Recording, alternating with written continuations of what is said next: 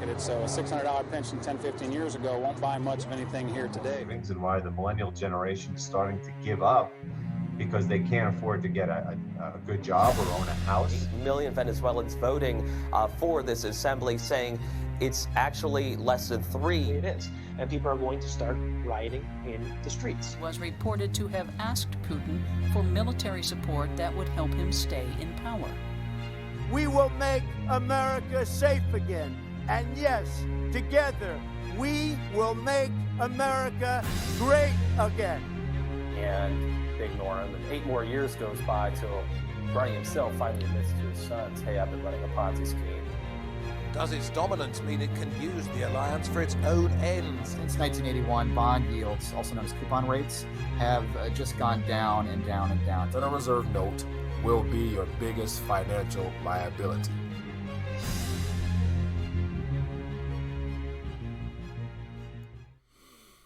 RTD Live Talk. Having an earlier stream than normal, and so today I couldn't pass by the opportunity of having a returning guest, Mr. Marco Jannsen, join us, and so we'll get to that screen in a minute. But as always, want to welcome everyone to the live stream, Detroit's #1 late night YouTube talk show. And my name is Mike, the host, and so looking forward to having some good back and forth. And as you guys can tell from tonight's topic matter, it's going to be about the European Union, because I do believe that what's currently underway there now is a leading indicator as to what's coming here. And so we're going to talk about NERP, ZERP, QE, all types of things tonight. So with that being the case, I want to acknowledge everyone's presence. So we have Spirit King joining us. We got the New York Redneck, Scott, Typo, Excalibur. So I appreciate you guys tuning in. As always, if you guys are interested in asking questions directly, there's a number, 313-462-0027. You can give us a call and ask our guests directly, or just ask over the chat right here.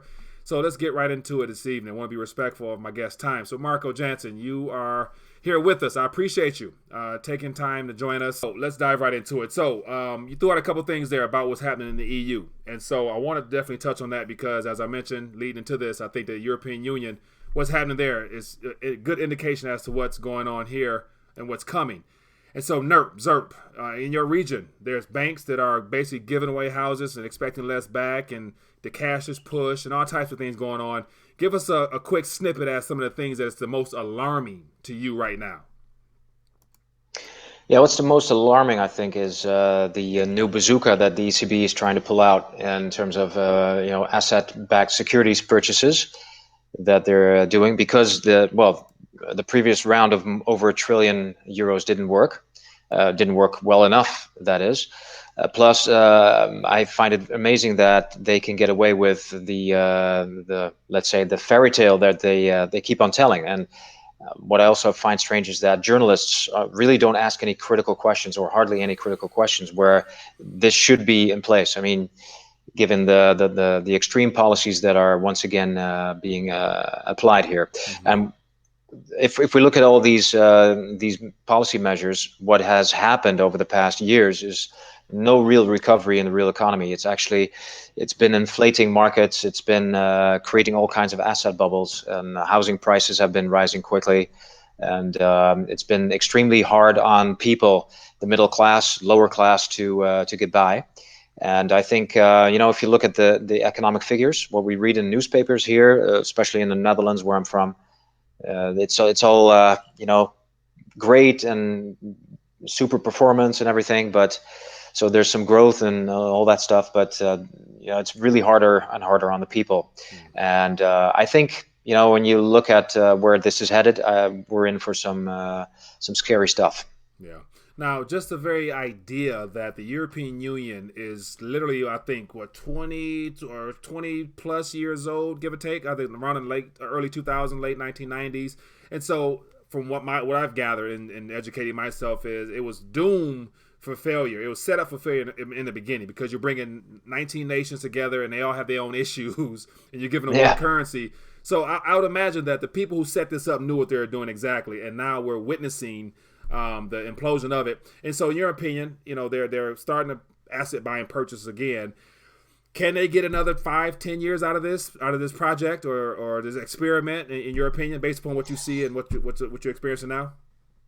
Well, I don't expect it to last that long. I think it's going to collapse quicker than that, and but it's hard to predict.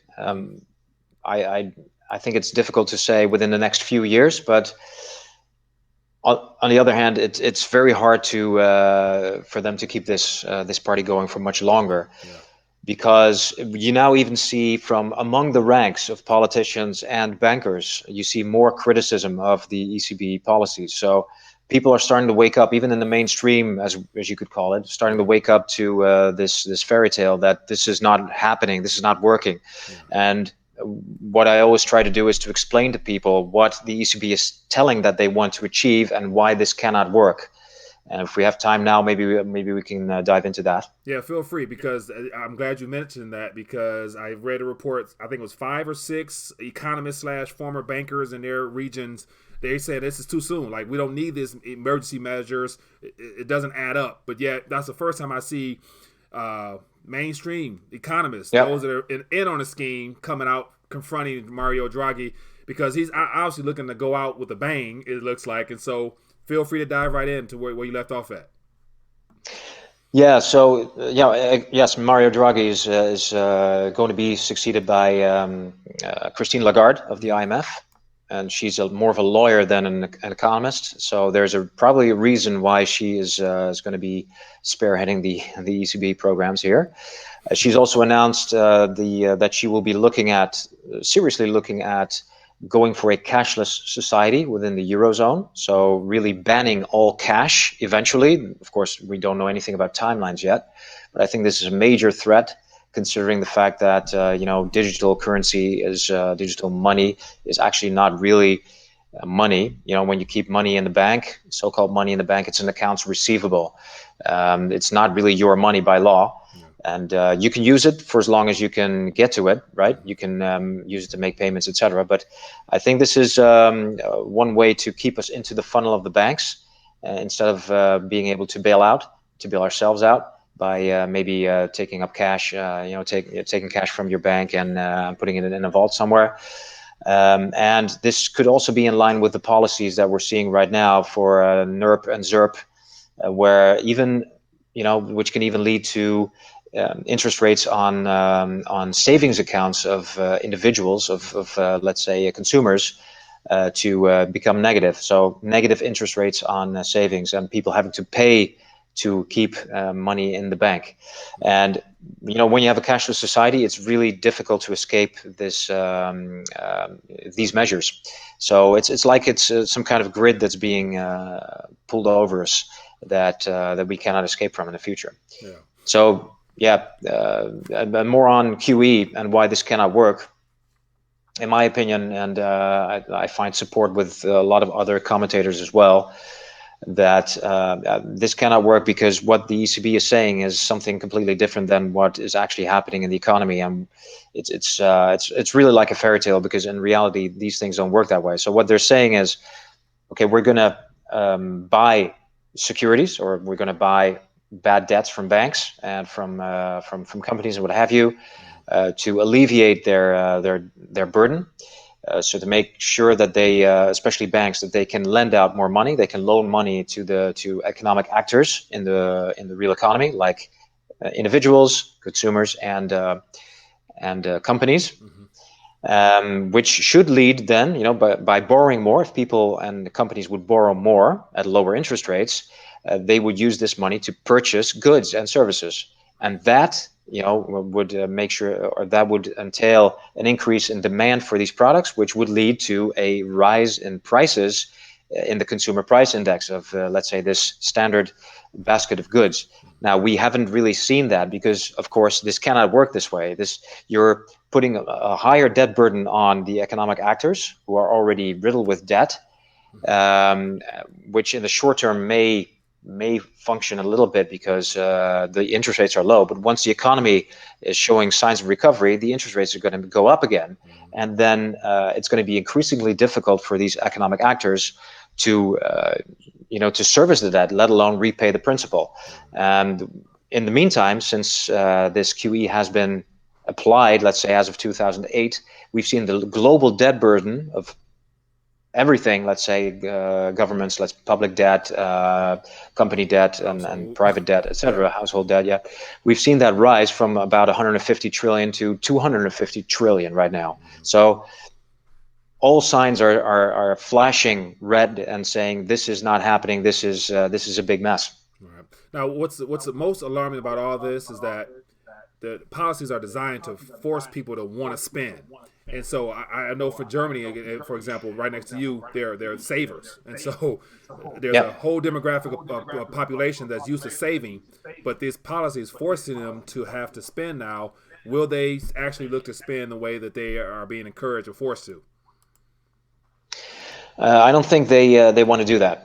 I think a lot of people are waking up to these bad measures. That these measures are really bad and are hurting the people. People, when you look around you in Europe, then you see a lot more people having difficulty to get by. Even on 2 salaries. So people are waking up to that, and especially in countries like Germany and Austria. I just was in Vienna a couple of weeks ago, or mid-September. And I talked to people there, and they are really fond of their cash. They don't really want to get caught up in this banking funnel of digital money.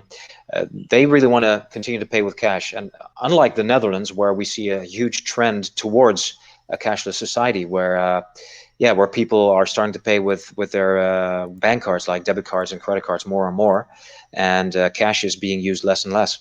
So this is these trends are different across Europe. Again, Germany and Austria are countries where this is still not happening. Yeah. Now, as far as what's being rolled out now, I think it's 20 billion that they're looking to roll out as far as a QE process. And so, assuming that that's going to be it's always labeled as temporary until they realize it doesn't work. So, will it just be 20 billion, or will they have to up it a little bit to a lot more than 20 billion? In your opinion? If this doesn't lead to results within the next year or so, I think they're gonna up it. They're probably gonna increase that. They already stated that Mario Draghi already stated that this is going to be for as long as they deem it necessary. They're gonna do this 20 billion a month of QE. So there is no end to this at this point. And even the rate as to let's say the amount that they're gonna pump into QE could rise. We've seen that in the past as well. As of 2014, I think, when they started this, the first round, they also went up to ultimately 80 billion per month before they wound it down again. So but this could definitely increase. Yeah. 80 billion. So I'd imagine it's just a matter of time before confidence in the EU system itself becomes somewhat non-existent, and then people look to, I guess, run to the banks or look to that, try to withdraw whatever they think they have in there. But the problem is, because it's predominantly in digital form, it's not really probably in paper form, euro-wise. So I imagine when it's time to go to the bank, there's going to be some issues with being able to withdraw, and then bank bail-ins, just freeze accounts. And so give us some insight as to what could possibly happen once people realize that there's nothing really there anyway. Yeah, maybe that has to happen before people will actually stand up. Although in France, of course, we have the gilets jaunes, as they're called in French, the yellow vests, and people, like, by the hundreds and thousands, are marching through the streets. They have been doing that since, I think, November, December last year. You don't see a lot of that on mainstream media, but it's there, and it has been a chaos for a while. And people are really, they're having a difficult time financially. It's hard to get by in France. France is one of those countries where the pressure is very high on the average family, and that's where you see an uprising. But I think this will also happen in other countries once people start to realize that they're being robbed. That's basically what the system is. They're being robbed. The banking system is being saved, even though many of these banks, of course, are privately held institutions. They're for-profit organizations which are being bailed out time and again by us, let's say the average tax-paying citizen. So eventually this uprising will probably come, but I hope it's going to come sooner rather than later, because the later it becomes, the more troublesome everything will get. Because if we have an uprising after the crash, after the big collapse, which I think will happen within now and maybe, let's say 5 years. Again, it's hard to predict, but yeah, we'll see about that. But if this goes on like this, there's really no escaping this major crash, and I think we're already past that that border anyway. Yeah. Now, as things are crumbling in that region, what's the likelihood that I've read reports about Italy, who's heavily indebted. They're looking to roll out their own currency again because everyone's been, enslaved by a single currency with their own issues in their own economies. So what's the likelihood that there's a breakup and then we go back to several currencies? Or do you think, there's going to be some type of international push for the SDR, as Jim Rickards would say, or is cryptocurrencies a part of this rollout, or where are we at with some things that they want to roll us into? Yeah, I think currently a reset is being prepared for the whole global system.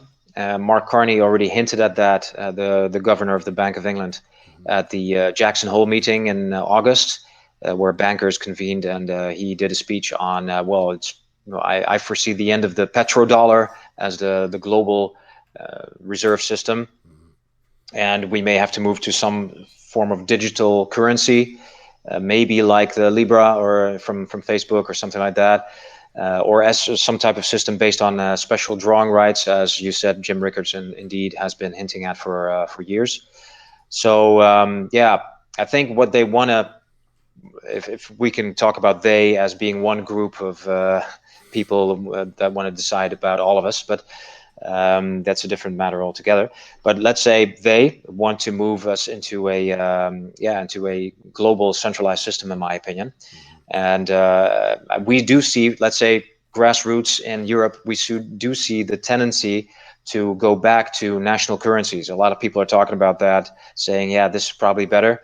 If you really look at the best performing economies in the world, in my opinion, it's probably the very small countries like Monaco and Liechtenstein and Luxembourg, within Europe. Those are a couple of examples, because they still have a little bit of control over their own, let's say, economies, being small scale.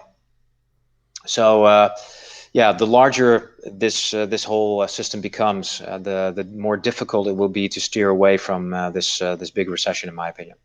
Yeah. Now let's talk a little bit about debt. And so one of the questions, and so as always, I have Marco Jannsen. I kind of forgot we were live, so I appreciate everybody tuning in. I have tonight's guest, Marco Jannsen from the Janssen Report. He's over in the Netherlands, and so I wanted to find out what's life like in the EU directly, based upon things he see and keep an eye on. So debt, and so debt has become an issue, as you hinted at earlier. And so there's only so much debt a person can take on before it's just they can't do much else.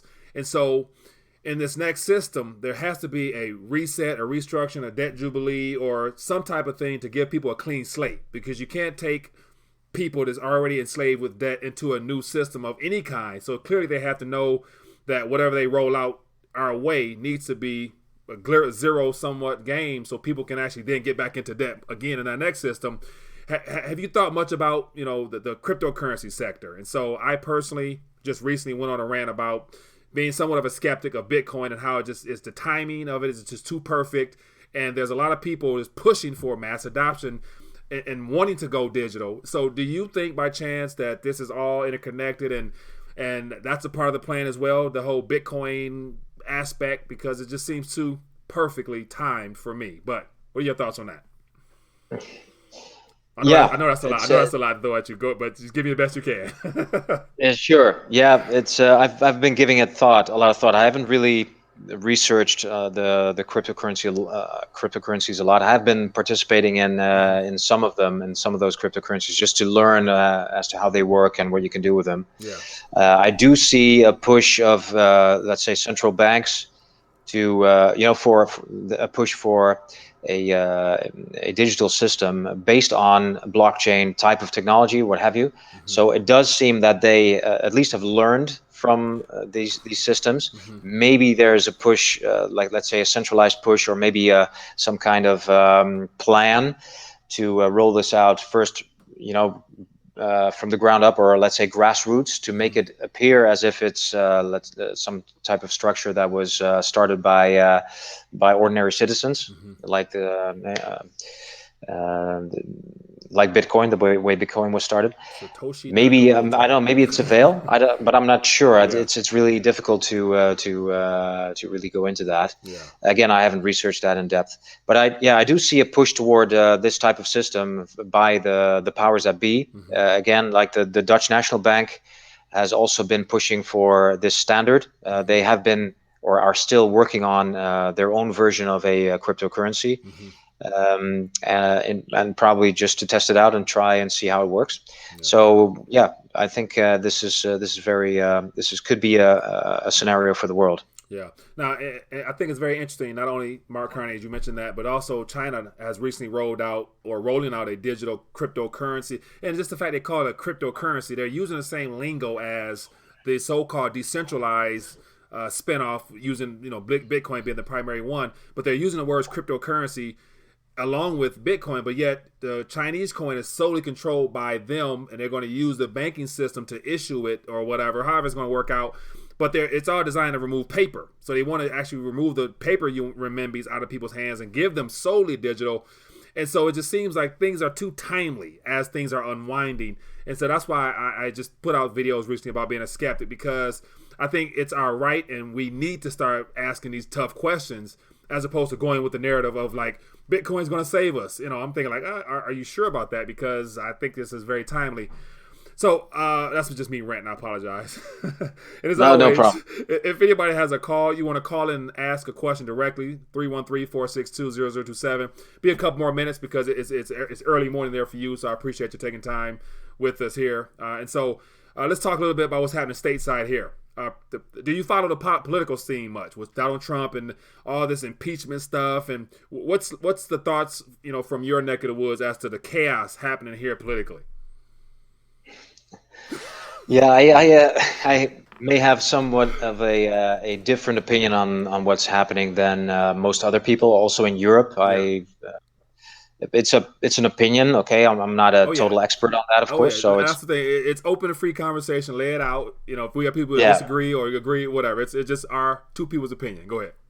Yeah. So when I hear Dr. Ron Paul, for instance, through his Ron Paul Institute of Technology, or I think it's called now Ron Paul Institute. Sorry, Ron Paul Institute, I think it is, and he talks about this, and other, let's say, former politicians discuss about the deep state. They talk about the deep state being really in control. The way I look at it and the events that are going on in the world, I do think there are powers behind the scenes that really control the whole thing.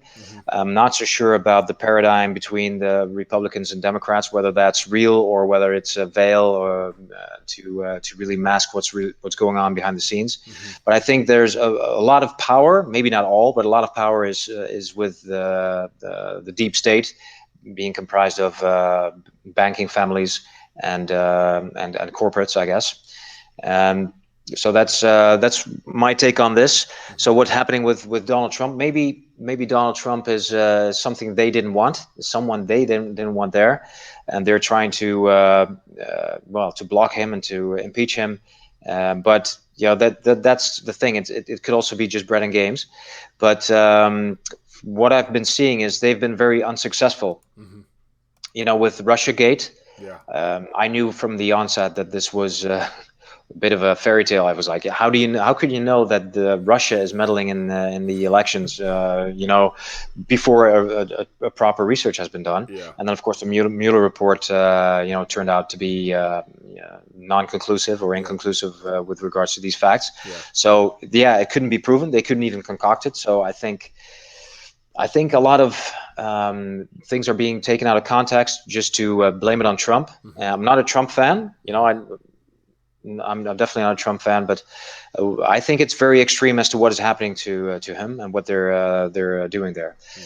So whether it's bread and games, just to keep a division within the people, to make sure, as long as you keep the people divided, then you have all power and you can do whatever you want, or whether this is like an unwanted situation where Donald Trump really got into power and as a surprise to the deep state. I don't know, but we'll see. I think it's a very interesting development currently going on. So some of the things, like, me personally, I'm not a fan as well, and so I'm very skeptical of any political figure who is willing to take on the most difficult job on this planet, because you're going to be a part of the end of something that's going to be life changing for everybody. So the fact that he's so excited to become and get a second term it makes me question a lot of things. And so my only thing, I think one thing we pay attention to over here a lot is this whole the primaries underway. We got socialism on one side, and we got the end of capitalism on one side, and they're colliding right now. So by 2020, we're going to find out where the direction of the world will go, because if we get a socialistic president in office, then that's going to definitely trickle into every other country as well. And they're going to be talking about free healthcare, free this, free that, free. But there's nothing in the world for free, but yet government's going to try to position that. And so I'm not too familiar with the EU area, but is there a lot of socialistic type movements happening over there with free stuff and everything free over there, or what? No, well, actually, what I see in Europe is there's a lot of push towards, let's say, privatizing all kinds of things, all kinds of services, like insurance. Mm-hmm. Like health insurance that used to be a public service, but now it's become for profit. So a lot of this has been privatized. Yeah. So I see a push toward that. On the other hand, we see, let's say politically, we see a lot of what is called populism, where people who are voting really have a problem with the current direction of the let's say Europe as a whole, and specifically the Eurozone. So people are starting to vote more towards, let's say, the right-wing movements and populism. But the powers that be seem to want to keep the more, let's say, the communist, socialist type of route in place. And I think we see kind of a struggle there, where the people in the streets really want to get rid of these type of governments and the centralized control that we're seeing. And on the other hand, politics seems to be in the pockets of, let's say, the bigger powers that be, to keep this centralization and this unification going. Now, as I mentioned, it's late night, so I want to be respectful of your time. So we're going to get ready to dial back. So if you guys that are watching have any questions, definitely give us a call or highlight at Rethinking a Dollar so it'll stand out, and I'll make sure I ask Marco this question. So as we get ready to draw back, I'm on record via video saying that this next decade, from 2020 to 2030, will be a transition that everyone will be impacted by, because our monetary system, political system, social economic systems, employment, everything that has been considered normal, if you've been living in the developed world, will be different in this next decade. What are your thoughts on, just play through some scenarios of how you think things may unwind from a political standpoint, banking standpoint? Give us some scenarios of things you probably think about as a parent. I'm sure you're concerned about your kids' generation in the future. What are some things you play through in your mind? Yeah, what I'm afraid of that might happen is the example that we're seeing in China of the social credit score system. I don't know if you're aware of that, but and it's let's say the global police state being tested there. It seems like it's a testing ground, because a lot of this technology is available elsewhere as well. We see here in the streets in the Netherlands and all over the place in Europe a lot more cameras, smart systems, smart meters, smart appliances, what have you, are entering homes. Everything, everything's being measured. I mean, right now the energy companies can read your entire life. They can say, okay, this is when you use a lot of water, this is when you use a lot of electricity, and so the utilities companies in general can do that. I see a lot more movement towards this global police state, and I'm afraid that that's where it's going to end up, and that maybe, let's say, a deep crisis, which will it could be. Let me put it this way: I don't know if you or your viewers have ever heard of the Hegelian dialectic, which is problem, reaction, solution. But it could be something like that, where, of course, if a crash happens in the economy, and I think too that a lot of changes will happen in the next decade, but one of them could be a major crash or a big reset where a lot of people will be hurt, that this will create division this is a problem, and then a solution will be applied, will be offered to people, saying, okay, we can we need more control, centralized control, to make sure that this never happens again.